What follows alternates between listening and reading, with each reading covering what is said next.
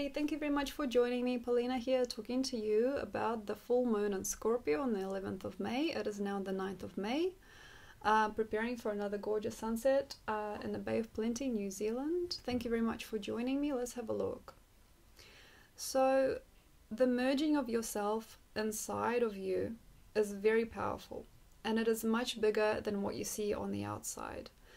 But during the full moon in Scorpio, quite often we're feeling a little bit freaky, or we need to be polarized by something, or there is a deep need to purge somebody or yourself out of yourself, or to show somebody who they truly are, or to feel something much bigger, much purer, to go for it, to go for the kill, to show yourself how much you're worth, to be the bigger part of the game, to be the bigger person in the picture. There's quite often this need or like an aggressive desire during a full moon in Scorpio to shed all that you've been carrying and to be free, and to be liberated from your previous patterns.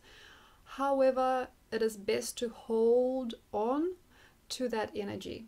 Hold on to that energy and generate it inside, not on the outside. For example, if you're thinking, I'm going to break free, I'm now going to be, say, an actress, and I want to start my career now. I want to start here and now, or I want to start building that big business now, or I want to get into a union with this person now. Not the best idea. For some reason, during this particular year, this type of energy of purge and of protrusion and of showing your colors to the world during this particular moon is not going to work. Either it will leave you ashamed, or it might give you something that you will not carry on later, or it'll bring to you some kind of understanding later with time that you didn't deserve what you were pushing towards, that instead you should have just been pulling yourself in a direction you were going already in. So taking one step after the other and going slowly and delicately, sort of trickling through instead of exploding.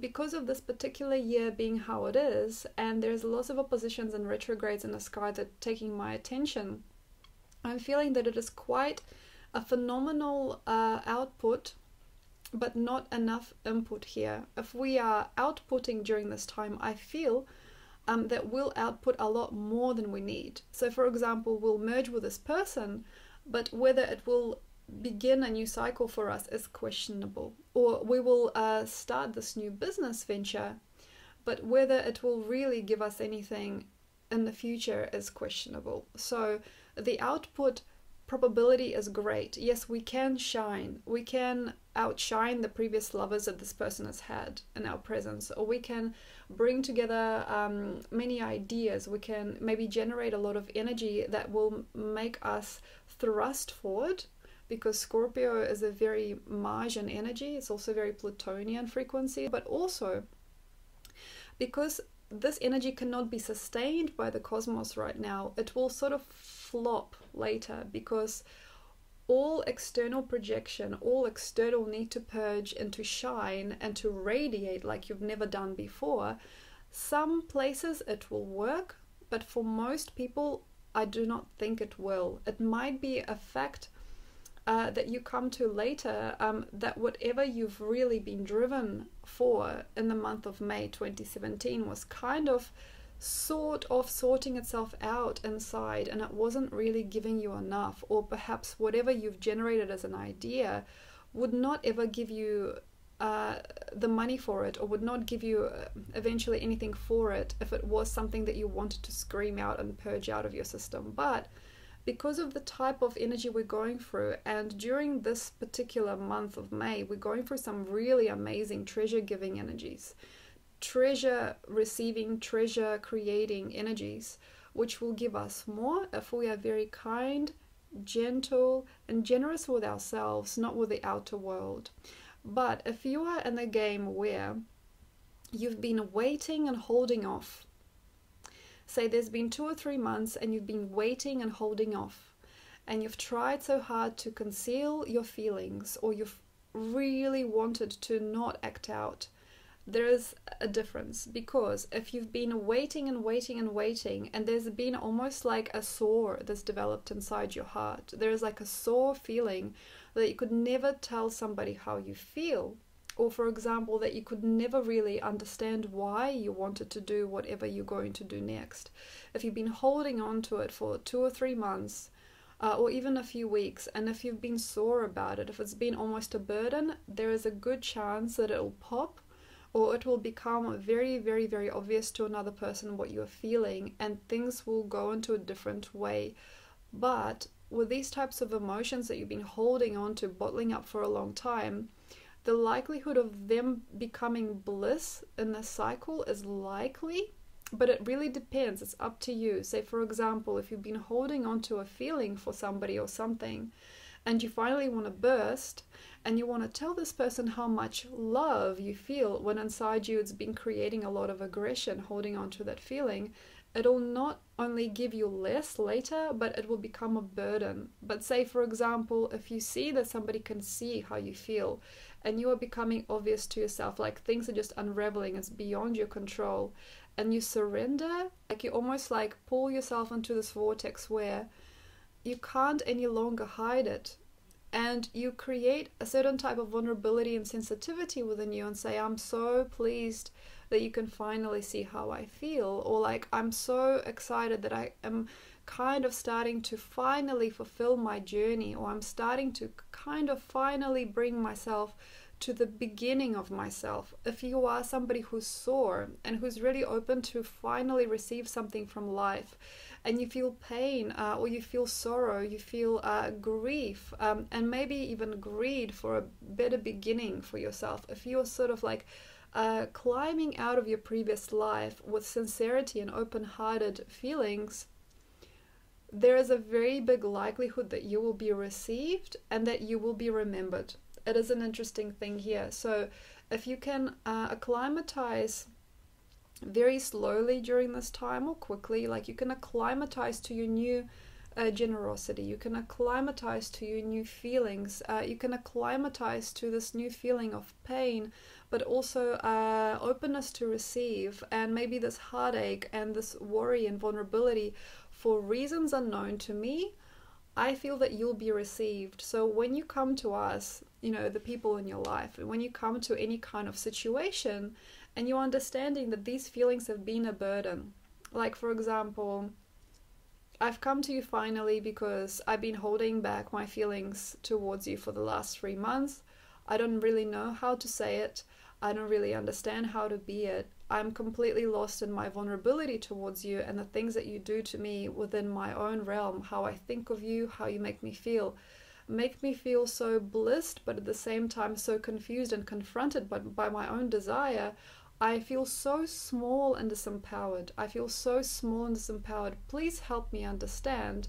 There is a likelihood that this person will hold you, either hold you or hold you back, but at the same time release for you something that was yet unreleasable.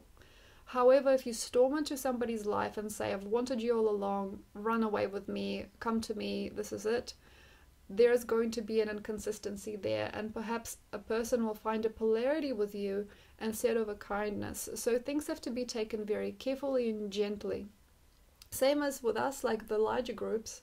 Say you come into some kind of like a situation where usually you are unconsciously worried that you won't belong. Say, for example, you're going to an audition and you're thinking, oh my God, there's going to be 4 or 5 different people that are auditioning there, and I'm going to become something that they've never seen before. I'm going to do something that nobody's ever heard before. You know, like I'm going to be the best that I've come to be.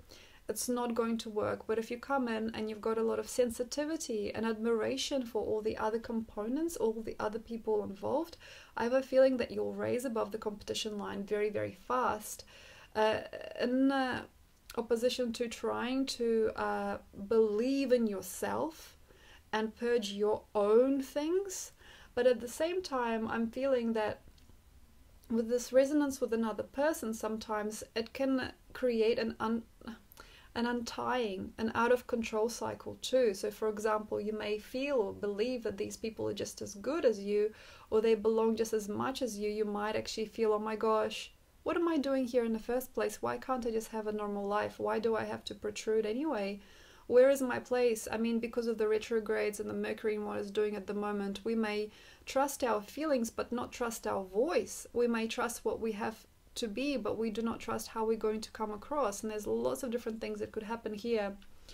But the main stimulus that happens during this type of cycle, which is quite complex and quite ironic, is that the bigger picture or the bigger step that you've been looking towards is here, or unconsciously been fathoming is here. It is here. This energy of romance is exploding, or the energy of possibility is upon us. Like it's here. But there is slightly stronger vibrations inside than on the outside. And for some of us, it might be sweeter or more perplexing and more entertaining to watch the inner world believe in itself, the insides understanding what is going on, the empowerment of each aspect of you that you once saw as sorry or uncomfortable. The developing world inside you, for some of us, will be much more entertaining than what's outside. So we may want another person, but the idea of captivity with another person, creation of a bond with another, is not so interesting, not so exploratory than the world that is now bubbling away, and how we're feeling with our emotions as a person, as a whole. Like, what are these emotions doing to me or to you, rather than what are these possibilities with another, how to make it happen, how to make it work, how to make a family together, how to make a story. That's not so likely to gel. But the inner worlds are the worlds that have to be explored and developed. Whether you're conscious of this or not, I'm feeling there is a lot of things that are going on the inside for most of us. I feel there's a lot of interplay within the organism. I feel that the cells are feeding themselves differently. I feel that the organs are circulating differently. I feel the Venetian energy, as Venus has come out of a retrograde in April, she's already a lot more knowing. I feel the blood in a way that we understand our bodies within is a lot more sophisticated. I feel there's a lot more sophisticated groundwork that is taking place here than before. But at the same time, for most of us on this planet, the focus point or the focal points of their life, like what gives me the sense of adventure, what gives me the sense of pleasure, who is that component that I'm lusting for, what is that flavor or that scene that I want to belong in, that becomes focal. And during this type of moon, quite a lot of us might be driven to insanity or a very insatiable part of our story, of our inner story, if we see that that person in the end doesn't really belong, or that taste or that flavor that we've developed over this time doesn't really sit with us, or these types of people that we've really connected to in the last couple of weeks don't really entertain us for that much longer. So we're connecting to an inner taste and an inner voyage here in Taurus.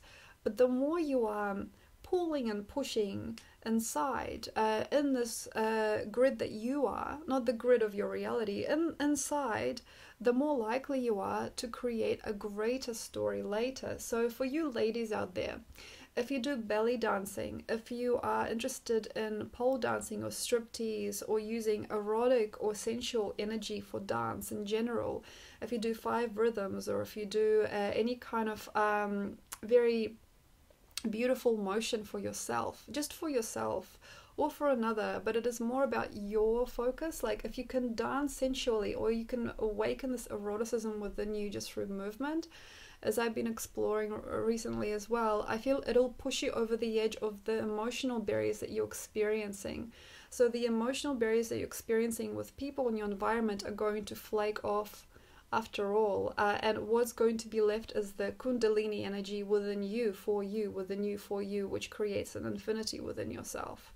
And for men or for masculine-minded energies, it would be really interesting to just fulfill and to not go anywhere hungry.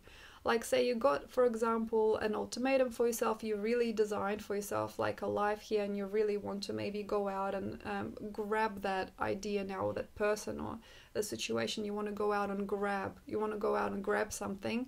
But if you're going out there hungry, or you're starving inside yourself for something, eat. You know, if you want to enjoy sensuality, do. If you want to starve yourself of anything, don't. Like, if you feel like a starvation or deprivation of yourself in some way is going to help you nurture yourself greater later, or as a certain type of hero aspect to you. If you feel that deprivation of yourself is a hero aspect, if you're a masculine-minded or conditioned person, it might not give you enough. Say for your feminine energy, if you do not feel that you can achieve class or beauty or vibrancy without another person, if you feel like I'm in the middle of nowhere, how can I achieve that? That's not so good. But find that inside you, find that explosion of the sensual inside you, and see how much you can win. Basically, because here I feel with the feminine aspect, the more you radiate within yourself, the more you let energy vibrate within your organs and your own life and your own blood and your own limbs, the likelier you are of becoming greater within. Therefore, the external reality will become greater without, and it won't need to be manifested. It won't need to be recommended, like, okay, I need to manifest a house, or I need to manifest a person. No, it's just going to flow through you, and without you involved in the choosing process, something greater will open. For the magic that is within you is much greater than it is outside you for now. I feel that a lot of us, many of us, are eluded by what we see outside. I feel a lot of us feel this is the best person for me, but a part of us knows that it's never gonna change, or it's never really gonna happen. There's also maybe a lot of us that want to finally commit to that person or that creative project, and understand within ourselves at the same time that actually, ironically, I know that in 2 years I would actually not be with this person, or there is something that doesn't match up, or it doesn't match up to me entirely. Like, we kind of can tell that what we are pulling towards, we don't know our own strength during this time. What we're pulling towards is not actually what we really need. So for the men, definitely fulfill yourself with the external, because the moon is polar opposite to the sun now, because it is full, obviously. Fulfill yourself with the external, fulfill yourself with food and drink and anything that makes you feel pleasure, because I'm feeling that through inner enjoyment, you can create a lot more. In terms of tantric unions and tantra in general, it is not for everybody, but for some people during this part of the year, you are able to conceive something really beautiful with one another. There is a deepening and an awakening of the body. There is an inner sensuality that is coming through that is beyond the obvious. There is almost like a romantic underground or undercurrent energy that is able to be pulled into a very special vortex. If you are somebody with another person who's been conforming to a style of tantra, or maybe creating a certain type of sexual sacred space for one another.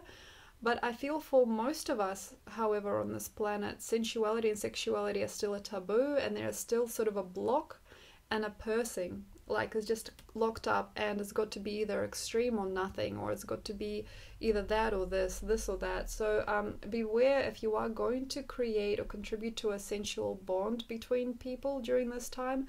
It is much better to be inside and to create an inner world inside, and allowing the orgasm or the feeling of sexuality and sensuality, sensual fulfillment, to be something that is within you, and it is never dying. It is not something that is caused by another person or even accelerated by another. It is just something that you belong in already.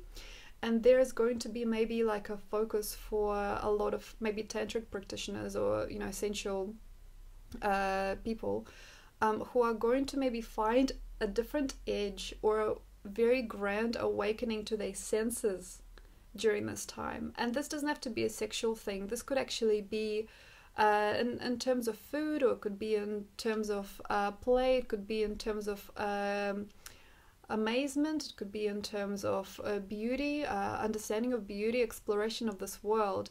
But I'm feeling that the senses for a lot of people are starting to awaken. Not too many of us, but a lot of people are starting to awaken, and a new edge of beauty and pleasure can be now created. So for example, if you wanted to go into that realm, this would be ideal for this type of moon. Really taking your pleasure to the limit, really allowing to take your feelings to the limit, very much allowing the sexual energy, the sexual currents in your body not to be suppressed and not to be presented or represented by another person, but to really be connected inside in such a way where you are the flow of life, where you are the dream. This is very, very much possible for some people here. Definitely to create a vortex within yourself out of pleasures. We are in Taurus, and we are between Taurus and Scorpio now in this opposition of moon and sun. During this time, you can connect to such a spectrum of life receiving, of pleasure receiving, that you cannot go wrong later. So if you really connect to the idea of pleasure and the idea of emotional and spiritual and physical fulfillment, then I feel in your story later on, no matter how much, pain or suffering you think it might have, or how much difficulty you usually have in your life, it really doesn't matter. There will be a new story born out of that, or there will be a stronger pull, a stronger current going towards the pleasure side and towards the more magnificent things that can happen. So through the opposition between sun and moon now, you can create a new pleasure spectrum, basically, that will then deal with your life in a different way. So perhaps you might later commit to a greater being. You might commit to a greater current, an energetic current that can create greater prosperity for you. But it has to be within your own senses. So I am going to understand it differently from you, perhaps. For me, sometimes pleasure is in the little details. So in my own experience, I've been looking a lot at life through a camera, and I've been filming a lot of things in slow motion. And I've also, for some reason, decided to pay more attention to little details that I don't usually look at. Like each time I look at a flower, each time I look at a drop of rain, there is a new type of sensibility and a sensitivity that's awakening inside. And if I give in to those simple things that before were just, this is a couch, this is the floor, this is the ceiling, but if I create more sensitive, open-hearted feeling towards those things, beauty becomes everywhere. And so I'm vibrated out of my previous spectrum of information into the new. But this is not going to fully hit until Gemini. This is the irony here. The irony here is that Taurus gives us more. We want, and we feel. But because we don't see the turnaround quick enough, we don't see the outside match our inner worlds quick enough, we might give up. So we might feel like, oh yeah, I can say, stroke my arm for hours and admire all the little hairs here, but I'm just wasting my time, aren't I? Or like, I can groom my hair for ages and feel how nice it feels in my hands, but that's just a waste of time. Or I can look at the sunset forever and feel good, but that's just a waste of time, because sometimes Taurus feels under pressure when it doesn't receive a quick commitment to reality, or like a quick turnaround. Like, say, I want this and I want more pleasure, I want this and I want more money. It wants a quick turnaround of goods, or a quick commitment. It needs a quick release, or it needs a quick filling, because Taurus is the mouth. And for some of us, it might not be good enough. The fact that, say, for example, we might do tantric practice, but we're not seeing the results quick enough. Or we might create a new type of yoga practice, but we feel maybe I'm just a fool. Like, it's like tantric yoga practice, so we create a lot of, breath work during yoga. Or we connect to a really different type of dance, so we're using our eroticism to gain. As I have been recently, like, I'm gaining a lot of energy through using my eroticism in my yoga practice recently, and it's been quite incredible, actually. Because we are creating these new links, we might not actually feel gratified enough quick enough, and we might go somewhere where we feel gratified. Like, say, sitting on a couch next to your loved one may feel more gratifying to you than doing your practice, or eating that, banoffee pie feels much greater than, paying more attention to your digestive system as you move and dance and learn how to use, your bowels, how to use your kundalini, how to use your energy within to generate your metabolism quicker, to generate a quicker metabolism. So because not a lot of us have a lot of patience here, surprisingly, sometimes it's no good to us knowing that what we sow here, can we only see later. For the ones that are bored of quick win, you know, we are bored of being elevated above other people. We're bored of being chosen by another person based on our physical appearance and not on our soul. Maybe we're bored of gaining through ease. Maybe we want to do something else. If you are like me and you're a little bit bored of receiving through superficial means, it is a very nice time to surrender to deep yogi practice. It's a very nice time to surrender to deeper breath, to deeper voids, to deeper contemplation. It's an amazing time to feel, to really sense, and to be in love with another, perhaps through a tantric union, or to just be in love with yourself and see how much more you can generate for your inner passages, for your inner union within. Thank you very much for listening. It's been quite a long one. If you'd like to know a little bit more about you, or what the moon is doing for you, or how you're going, you're welcome to get a reading with me. However, I'm going to India.